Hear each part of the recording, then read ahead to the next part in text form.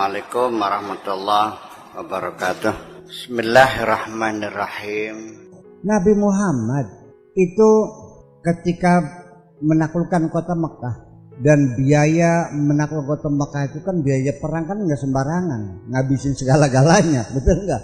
Perang tuh Bu, biayanya Masya Allah ngabisin segala-galanya, bukan hanya harta, nyawa segala macam.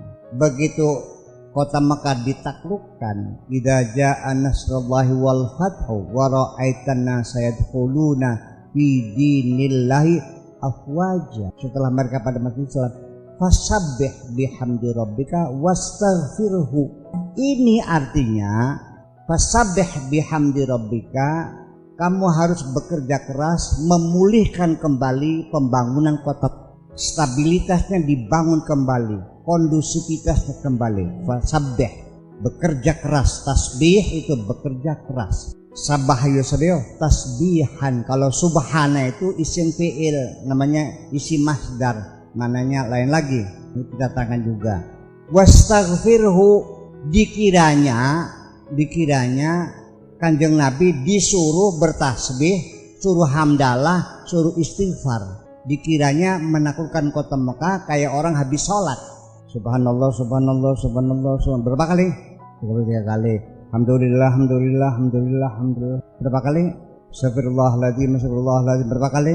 Apa mungkin Allah menyuruhkannya seperti itu? Masa menaklukkan kota cari tasbih? Subhanallah, subhanallah, subhanallah. Iya, yang rusak dibangun lagi.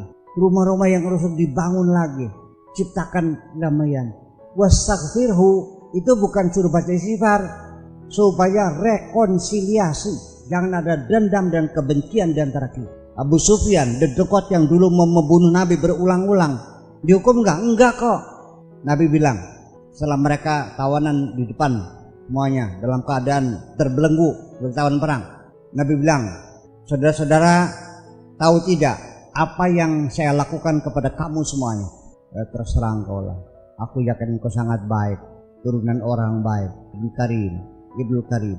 Kata Nabi, aku akan mengatakan kepadamu seperti Yusuf mengatakan kepada saudara-saudaranya yang telah membuang dia di sumur yang dalam itu. La tasriba alaikumul yaum, tidak ada dendam hari ini. Antumut tulaqa, kamu bebas semuanya, merdeka. Bayangkan. Ya ini maksudnya. Mana lagi? Ternyata di dunia ini ada orang namanya Nelson Mandela. Agamanya bukan agama Islam. 20 tahun di penjara oleh politik apartheid di Afrika Selatan, Johannesburg, ibu kotanya. 20 penjara dia disiksa karena dia melawan apartheid. Apartheid itu pemisahan warna kulit. Jadi di Afrika Selatan dulu tuh, kalau orang kulitnya hitam, restorannya khusus. Yang putih khusus. Sampai bis saja black and white. Kalau orang kulitnya hitam nggak boleh masuknya, dipisah. Namanya politik apartheid. Dia melawan apartheid, di penjara 10 tahun.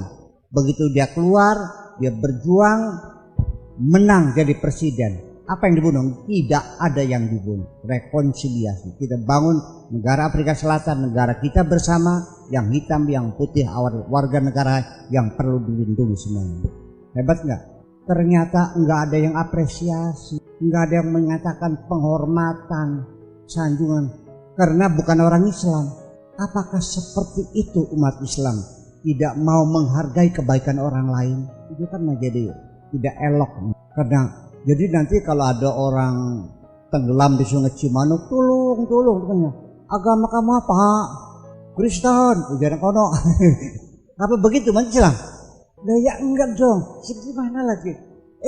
Islam ini untuk umat manusia. Wa ma arsalnaka illa rahmatan lil alamin. Enggak ada beda, semuanya kita makmurkan gitu. Nah sekarang umat Islam sudah tidak mampu memakmurkan, ya kalau sudah itu ya baik-baik aja lah. Ya jangan buat ulah, buat kegaduhan. Sudah, kita enggak ada artinya itu semuanya. Yang kita perdebatkan pepesan kosong. Ujung-ujungnya siapa yang pasti masuk surga? Enggak ada. Iya, jadi artinya begini. Saya melihat memang agama Islam ini menjunjung tinggi pluralisme. Pluralisme itu adalah satu paham yang mengakui keberagaman. Allah mengatakan bahwa perbedaan-perbedaan itu adalah min ayatihi, ya. bukti-bukti kebesaran Tuhan karena berbeda-beda. Kalau saya bikin mobil satu merek saja hebat enggak? Kalau saya bikin 1000 merek, wah hebat kan main. Nah Allah mengatakan aku ini hebat. Mana buktinya? Aku bikin warna kulit orang berbeda-beda. Wa min ayati ikhtilafu alwanikum. Kamu tahu gak aku ini hebat? Aku bisa bikin bahasa bermacam-macam. Waqtilafu alsinatikum. Aku ini hebat membuat suku bermacam-macam. Itu artinya tujuannya lita'arafu, untuk bekerja sama sama orang, bukan cara bermusuhan. Disuruh saya bermusuhan. Saya mau nanya, kalau bermusuhan tuh perang bulat sama saudara itu ada pahalanya enggak? Yang nyuruh kamu siapa? Allah nyuruh bersatu apa nyuruh berkelahi? Nurut enggak? Yang nyuruh bukan saya hanya menyampaikan ini firman Tuhan. Mau nurut silakan, enggak ya udah. Minimal saya masih bisa merasa hidup nyaman dan bahagia. Iya. Kata Allah mengatakan wa'tasimu bihablillah jami'a wala tafarraqu, dan jangan berpecah belah. Udah kita berbeda. Suami istri sebabnya bertengkar itu karena ada salah satu ingin melakukan hegemoni, memaksakan pihaknya untuk ikut. Indah sekalipun selera makan berbeda. Orang Sunda doyannya asin, orang Sarang Jawa Timur sukanya manis. Bisa nggak makan bersama? Bisa. Masaknya standar, jangan asin, jangan manis. Taruh di mejanya ada gula, ada garam. Orang Sunda tambah garam sendiri, orang Jawa tambah gula. Bisa makan bersama enggak? Jangan memaksakan.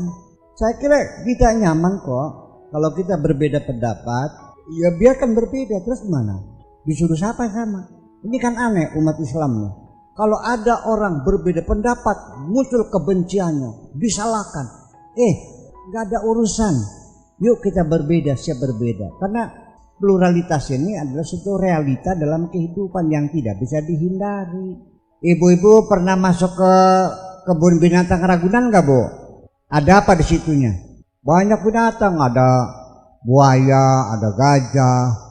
Andekan sini ke Jakarta ongkos mobilnya 200, masuknya 50, di dalam isinya kunyuk semua. Kebun apa itu tuh?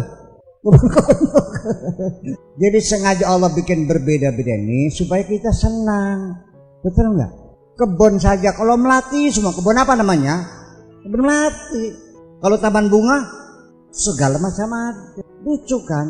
Ibu makan hanya ikan asin aja. Enak kalau ada ikan asin, ada tempe, ada tahu, ada sambal goreng, ada dendeng. Makin banyak makin enak kan? Nah kenapa kamu tidak mau banyak? Pengennya satu aja gitu. Ada sudah yang tidak wajaran sebetulnya. Paham nggak? Jadi enak satu apa enak? Beragam. Karena beragam inilah makanya saya sering salah paham sama Pak Rahmat. Itu mobil dicokot, alasan masa mobil dicokot gitu? Akhirnya jadi dicokot itu dicanda. Iya kan gitu. Udah nunggu lama-lama mau dikasih jagung, keluar jagungnya nih. Mana cina jagung, mana jagungnya? Itu kan begitu. Iya. Semene empuk ke atas pribit manusia itu. Jadi artinya dengan bahasa berbeda-beda ini kita menjadi nyaman berkomunikasi. Bahasa beda, warna kulit beda. Nah itulah makanya yuk kita ke depan, kita siap berbeda. Silakan agama macam-macam semuanya. Yang kita miliki sama, Indonesia milik kita bersama. Ya kan begitu? Ini persoalannya. Jangan pernah orang Pasundan merendahkan orang Jawa. Nggak boleh dong. Orang Jawa juga sama. Betul nggak? Dan kita ini sebetulnya negara ini berdiri itu berdasarkan pluralitas. Aneh. Negara itu dibangun tuh biasanya berdasarkan faktor-faktor yang substansial. Bahasanya sama, sukunya sama, bahasanya sama, sejarahnya sama, betul nggak? Di Indonesia ini satu kemukjizatan zaman akhir terjadi di negara Indonesia. Bangsa yang paling muda di alam dunia. Bangsa Indonesia belum 100 tahun usianya, baru 74 tahun ada bangsa baru nih. Imam Syafi'i tidak pernah memprediksi akan ada bangsa Indonesia ini. Belanda juga nggak tahu. Dulu ada negara Mataram, Pajajaran ya. Iya, nggak ada. Kok bisa? Ternyata kita ini Udah bahasanya berbeda-beda, ada Sunda, Jawa, Madura, Bali, Batak, Dayak, dan macam. Betul nggak? Etnis berbeda-beda, ada Arab, ada India, ada Cina, segala macam. Pulaunya berbeda-beda, agamanya berbeda-beda. Kok bisa bersatu? Ini juga satu pertanyaan besar, mengapa bisa terjadi? Padahal tidak ada kesamaan di antara. Itu artinya kita berdiri berdasarkan pluralitas. Ya sudah, ternyata kita lebih nyaman kok. Betul nggak? Nah ini makanya yuk kita ke depan bangsa Indonesia ini. Silakan beragama, apa yang kau yakini silakan kau amalkan.